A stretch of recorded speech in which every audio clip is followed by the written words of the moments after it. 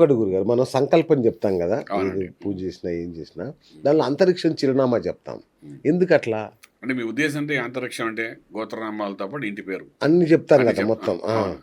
మనం ఉదయం లాగానే భర్త కండే, భరత భర్త కంటే వర్ష భరతవర్షే ఇవన్నీ అస్మిన్ చెప్తుంటాం కదా. వ్యవహారిక చాంద్రమాణేన అనుకుంటే విశ్వావస నామశంసరే ఉత్తరాయణే వసంత ఋతువే ఇవన్నీ మనం చెప్పుకుంటూ వెళ్తాం. అవును. అంటే ఇది ఏంటంటే దీనికి మీకు సింపుల్గా చెప్తాను. అంటే నేను ఈ సబ్జెక్ట్ చెప్పకూడదు, అయినా ఓకే, మీరు అడిగారు కాబట్టి చెప్తాను. ప్లీజ్. అంటే నేనేమిటి, నేను ఎక్కడున్నాను, భరతఖండంలో ఉన్నాను, అందులో ఏ భాగాల్లో ఉన్నాను, ఏ ప్రాంతంలో ఉన్నాను, ఏ ఇంట్లో ఉన్నాను, ఏ వీధిలో ఉన్నాను, ఏ ఇంట్లో ఉన్నాను, ఏ వంశంలో ఉన్నాను, అటువంటి నేను నీకు సంకల్పం చేసి ఈరోజు పూజ చేస్తున్నాను అని ఒక నా గురించి నేను చెప్పుకోవడం ప్రతిరోజు మన లాగానే ఆ ఓకే. భగవంతుడికి చెప్పుకోవడం అన్నది అని అనుకుంటే చాలా బాగుంటుంది. ఓకే. అంతకంటే దాని గురించి మనం ఎక్కువగా ఆలోచించకూడదు. అచ్చా, అంటే అంతేనా? ఏంటంటే ఇది యూఆర్ గివింగ్ యువర్ బయోడేటా. అదేలేండి. అవును. ఇప్పుడు మీరు బయటకు వెళ్ళినప్పుడు కంప్యూటర్ ఆఫీస్ సాఫ్ట్వేర్ కంపెనీలకు వెళ్ళినప్పుడు అవును. మీరు వేలిముద్రలు ఇస్తున్న గుర్తుందా? అవును. ఆ, పెడితే కానీ అంతే కదా. ఓపెన్ అవ్వదు. అవును. అంటే ఈ వేలిముద్రలో మీ జాతకం మొత్తం ఉంటుంది. అంతే. అవును. అంతే నొక్కగానే కరెక్ట్. మొత్తం మీ యొక్క 10-15 సంవత్సరాలు మీరు చేసినవన్నీ కూడా వచ్చేస్తాయి. ఆధార్ కార్డు, తర్వాత పాన్ కార్డు, ఇవన్నీ మొత్తాన్ని వచ్చేస్తాయి. ఈయన పలానా కరెక్ట్ అని చెప్తుంది కదా. ఈ వేలిముద్ర ఏంటంటే 30-40 సంవత్సరాల క్రితం వేలిముద్రతోనే అన్నీ తీసుకునేవాళ్ళం. అవును. మీకు తెలిసిన విషయం అంతే కదా. కదా. ఇప్పుడు రిజిస్ట్రేషన్ చేయాలన్నా ఒకప్పుడు కోర్టులోకి చదువు రాని వెళ్ళి వాళ్ళు ఆ, నిషాని వేలిముద్ర అనేవాళ్ళు. అన్నారు. ఇప్పుడు ఇప్పుడు చదువు అన్ని వచ్చిన వాళ్ళు నిషాని. నిషాలు పెడుతుంది. అవును. అయింది కదా. సో ఒక వేలిముద్ర ద్వారా మనం మొత్తం జాతకం తీసే పరిస్థితి మన జ్యోతిష్ శాస్త్రంలో కూడా ఉంది. ఉందా? ఓ, దాన్ని నాడీ శాస్త్రం అంటారు. అచ్చా. నాడీ శాస్త్రంలో కూడా మనకి ఏంటంటే విశేషంగా మన తమిళనాడు వెళ్ళామంటే ఉమ్. అక్కడ మనకు కనిపిస్తుంది అనమాట. చాలా అచ్చా. మంది దాన్ని తక్కువ అంచనా వేస్తారు, కానీ శాస్త్రం ఎప్పుడూ తప్పు కాదండి. ఓకే. నేను చెప్తున్నాను కదా, శాస్త్రంలో నాకు తెలిసింది ఓన్లీ 10% అనుకోండి.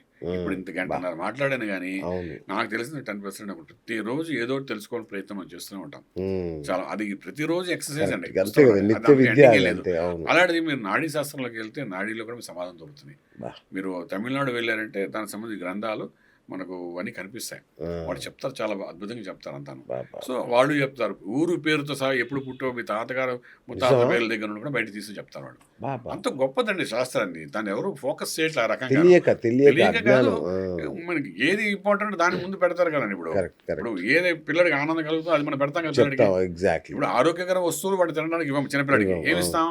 వాడు ఏది పట్టుకుని అల్లరి చేస్తున్నాడో అది ఇస్తాం మనం. అవును. వాడిని అల్లరి తగ్గించడానికి వస్తాను. కానీ అది ఆరోగ్యకరమైన వస్తువు కాదు తెలియదు ఆ పదార్థం, అవును. ఇచ్చేస్తాం మనం. అవును. ఎందుకంటే వాడు ఆ టైం ఆడకూడదని. ఇది మనం చేస్తున్న పని. బా. కానీ శాస్త్రం చేసేది వేరే విధానం ఉంది. శాస్త్రం తెలుసుకుని దాన్ని అవగాహన చేసుకుని చెప్పినప్పుడు ఏంటంటే డెఫినెట్గా దాని ఫలితం కూడా అద్భుతంగా ఉంటుంది మేడం. అద్భుతం. అది మనం చెప్పాలి. రైట్. గురుజీ, మీరు స్వయంవర పార్వతీ హోమం అని చేస్తుంటారు కదా, అవునండి. పెళ్లి కాని యువతి యువకులు, అవును. ఏంటి దాని విశిష్టత? ఇప్పుడు హోమం ఏం చేస్తాం? హోమం ముందు కళ్యాణం చేస్తామండి. కళ్యాణం అచ్చా. హోమం అన్నీ కలుస్తాయండి. ఉమ్. అంటే ఇదేంటంటారంటే ఆ, వివాహం జరగనప్పుడు దానికి సో మెనీ చాలా కారణాలు ఉంటాయి ఇందులోని. ఎప్పుడైతే ఈ కారణాలు ఉంటాయంటే ఆ జాతకాన్ని మనం పరిశీలించి దోషాన్ని పరిశీలించి ఆడపిల్లకి వివాహం జరగట్లేదంటే చాలామంది ఏమనుకుంటారంటే కుజ దోషం వల్ల జరగట్లేదేమో అనుకుంటారు. ఉమ్. కానీ శుక్రదోషం వల్ల జరగలేదేమో అనుకుంటారు. రాహుకేతు మధ్య అవును. అన్ని గ్రహాలు పడిపి కాలసర్ప వల్ల దోషం జరగట్లేదేమో అనుకుంటారు. అవును. ఇలా రకరకాల దోషాల వల్ల జరగట్లేదేమో అనుకుంటారు. అవును. అసలు ఆ అమ్మాయి జాతకంలోని ఎటువంటి దోషం వల్ల జరగట్లేదని మనం ఐడెంటిఫై చేసి ఓకే. దాన్ని బట్టి మనం ఏం చేస్తామంటే మీరు అన్నట్టుగా పార్వతీ కళ్యాణం చేయడం కానీ ఉమ్. స్వయంవర కళ్యాణం చేయించడం కానీ అది చేయడం ఒకసారి అంటే రెమెడీస్ మాట అదే. రకరకాల రెమెడీస్ ఉన్నాయండి. ఇవన్నీ ఓకే. మళ్ళీ అస్ట్రాలజికల్గా స్టడీ చేసి అప్పుడు మనం ఆ పలానా రెమెడీ చేయండి అంటాం అన్నమాట. అవును. అవును. ఇప్పుడు ఇది ఎలా అంటే మీకు సింపుల్ ఎగ్జాంపుల్ ఇస్తానండి. ఇప్పుడు డాక్టర్స్ ఇద్దరు ఉంటారు. అవును. ఒకడు ఫిజిషియన్ ఉంటాడు, ఒకడు సర్జన్ ఉంటాడు. అవును. మనం బైపాస్కి వెళ్ళాలనుకున్నాం అనుకోండి, ఫిజిషియన్ ఏం చేస్తాడు, ఆ డాక్టర్ నీకు ఆ పలానా చోట బ్లాక్ స్పాట్స్ ఉన్నాయని క్లియర్గా చెప్తాడు. చెప్పిన తర్వాత సర్జన్ ఏం చేస్తాడు, అక్కడికి వెళ్ళి కట్ చేసి దాన్ని కుట్టు వేసి మళ్ళీ బైపాస్ చేసుకుని వస్తాడు. అవును. అంటే అక్కడ ఇద్దరు డాక్టర్, ఒకటి చెప్పేవాడు, ఒకటి చేసేవాడు. అవును. అలాగేంటంటే జ్యోతిష్యంలో కూడా ఏంటంటే దాన్ని స్టడీ చేయడం వేరు, అనలైజ్ చేసి దాని రెమెడీని ఇంప్లిమెంట్ చేయడం వేరు. ఓకే. సో పలానా రెమెడీ చేయాలి, పలానా పూజ చేయాలి, పలానా ఈ వ్యవహారం చేస్తేనే కానీ దీనికి సమాధానం దొరకదు అన్నది అది గొప్ప విద్య అండి. అది ఉమ్. దీన్ని ఏంటంటే ఫలిత జ్యోతిష్యం అని చాలా అంటారు. అది కాదు. ఇక్కడ ఏంటంటే మనంతటి మనం కొంతవరకు అవగాహన చేసి ఏ గ్రహం వల్ల ఈ దోషాలు వస్తున్నాయి, ఆ గ్రహాన్ని ఏ విధమైన చేస్తే ఈ అమ్మాయి ఈ ఫలితం వస్తుంది. వివాహం మీరు అన్నట్టు వివాహం అనుకుందాం, అవును. ఎందుకు జరగట్లేదు? ఒక్కొక్కసారి అన్నీ బాగుండే కూడా జరగదండి. ఓ మనం వెతికినా కరెక్ట్ కనబడదు, అందులో కరెక్ట్ దోషాలు కనబడవు. అవును కానీ ఎన్నో రకాల రెమెడీస్ చేస్తుంటాం, అయినా కానీ ఆన్సర్స్ జరగదు. అవును దానికి ఆ సమయం వస్తే కానీ జరగదంటారు. అచ్చా అచ్చా ఇప్పుడు అచ్చా ఇందాక మనం మాట్లాడుకున్నాం చూసారా కేసీఆర్ గురించి, అవును గురుబలంతో మళ్ళా గురుబలం మళ్ళా అవును పుంజుకునే అవకాశం ఉంటుంది.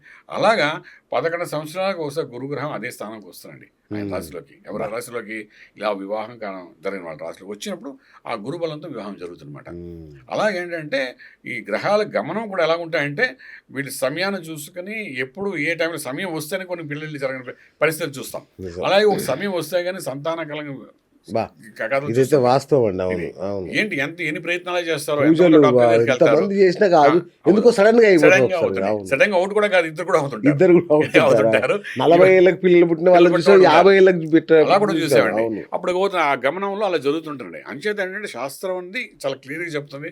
వీళ్ళేంటే తపన పడిపోయి ఆవేశపడిపోయి ఈ రకరకాల పూజలు ఇంకా చెప్పిన నమ్మకం ఎలా ఉంటుందంటే ఎవరు చెప్పినా నమ్మి ఆ విధంగా చేయాలన్న ఆలోచనలో ఉంటారండి. కరెక్ట్ వ్యక్తి అనేవాడు అంతే అలా కదండి ఉంటాడు అవును సహజంగా. అవును సో మనకు చూడగానే ఒకటి కనబడుతుంది, ఇంకో అస్ట్రాలజీ కనబడుతుంది, ఇంకోటి కనబడుతుంది, ఇందులో దోషం ఇంకోటి కనబడుతుంది. సో అందరూ చెప్పారు అన్ని చేసి పెడదాం అనే విధానంలో అందరూ వెళ్తారు, ఉమ్. అన్నీ చేయడానికి ప్రయత్నం చేస్తారు. ఆఖరికి ఆ గడియ వస్తే కానీ జరగదు. ఒక మంచి కానీ చెడు కానీ ఏదైనా ఆ గడియ రావాలి, వస్తే కానీ ఆ సమయం వచ్చింది. దాన్ని అంటారు time will take the rest of the అంతే థింగ్స్ కదా అని చెప్పి ఆ టైం ఎస్ రావాలంటాం కదా. కరెక్ట్ అది కరెక్ట్ వస్తే కానీ అది జరగదు. అది ఎప్పుడు వస్తుంది అని మళ్ళీ అస్ట్రాలజీ చెప్పగలగాలి. కరెక్ట్ అది ఎందుకంటే శాస్త్రం తెలుసు కాబట్టి వాడు చెప్పగలుగుతాడు కాబట్టి అంతే చెప్తే నన్ను అడిగితే సార్ ప్రతి మనిషికి ఒక వ్యక్తిగత ఆస్ట్రాలజర్ ఉండాలేమో 100 కదా ఇప్పుడున్న కలియుగంలో అయితే కావాలండి. కదా మన కంపల్సరీ ఆంధ్ర ఉండాలి రాష్ట్రం తెలంగాణలో అయితే ఖచ్చితంగా కావాలండి. ఖచ్చితంగా ఎందుకంటే ఈ కావాలి క్రేజ్ ఇక్కడ ఎక్కువ ఉందండి. పర్సనల్ డాక్టర్ లాగా పర్సనల్ పర్సనల్ డాక్టర్ ఆస్ట్రాలజర్ అంటే ఉండాలి పర్సనల్ డాక్టర్ తీసుకుంటున్నాం. మేము అదే అవును అంటామండి. ఆ, మేము చాలా మంది మా దగ్గర వచ్చినప్పుడు చెప్తుంటాం, ఏమంటే మీరు వచ్చారు జాతకం చెప్పాం ఏదో ఫీజు పే చేస్తారు వెళ్ళిపోతారు ఏదో పూజ చెప్తాను కాదు, ఓ 3 నెలలకు 6 నెలలకు బాగున్నా బాగోలేకపోయినా మీరు మళ్ళీ చెప్పిన ఒకసారి ఫలితం వస్తారండి. ఇది చాలా రికరింగ్ అవుతుంది, రికర్షన్ చాలా అవుతుంది. మంచిదండి అలా అవును చేయడం వల్ల ఏంటంటే అట్లీస్ట్ ఒక 2-3 ఇయర్స్ అలా ఉన్నప్పుడు ఏంటంటే డెఫినెట్గా వాళ్ళ పాత అనేది సక్సెస్ఫుల్గా కరెక్ట్ వెళ్ళిపోతుంది. అవును చిన్నపిల్లలు వస్తారండి, నిజం పెద్దవాళ్ళు వస్తారు, పెళ్ళైన వాళ్ళు వస్తారు. ఇప్పుడు నా దగ్గర అంటే వాళ్ళ పిల్లలు పుట్టినప్పుడు వచ్చిన వాళ్ళ పిల్లలు ఇప్పుడు ఎంఎస్ చేస్తున్నారు. అలాంటి వాళ్ళు కూడా ఉన్నారు. అంటే వండర్ఫుల్ 20 ఏళ్ల నుండి వాళ్ళు మన దగ్గర అవును ఉన్నవాళ్ళే అవును వస్తారు. వచ్చి ఏదో చిన్న ప్రాబ్లం ఉంటుంది. వాళ్ళు ఏమనుకుంటారంటే చాలామంది ఈయన జ్యోతిష్యుడి దగ్గరికి వెళ్తే ఏదో డబ్బులు పెట్టాలి కదా, ఖర్చు అవుతున్నామో అవును అని అనుకునే విధానం ఇంకోటి ఆ ఉందండి. భయం ఒకటి ఆ ఉందండి భయం ఉంటుంది, పరిహారాల భయం ఒకటి ఉంది పరిహారాల భయం ఉంటుంది. పరిహారాలు పూజలకి లక్షలు లక్షలు అవుద్దేమో అని ఆ, మీకు ఇచ్చే ఫీజు గురించి భయం లేదు కానీ ఈ పరిహారాల గురించి తర్వాత పరిహారాల అవునండి. గురించే భయం అందరికి ఇప్పుడు మనకి ఏ పూజ అన్నా ఏ పరిహారం అన్నా అండి మనం క్లియర్గా వాళ్ళని ఎడ్యుకేట్ చేయగలిగితే.